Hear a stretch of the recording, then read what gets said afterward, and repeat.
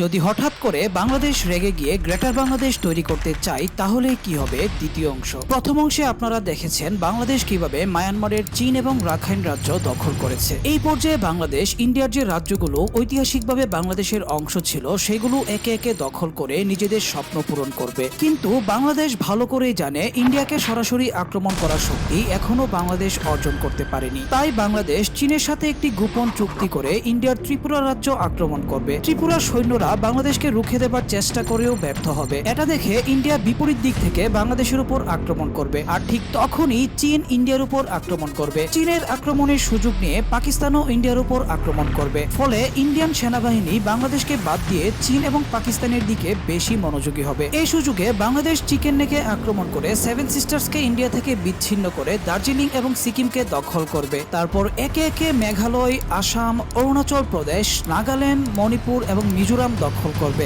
এখন বাংলাদেশের পরবর্তী টার্গেট হবে পশ্চিমবঙ্গ, বিহার এবং উড়িষ্যা।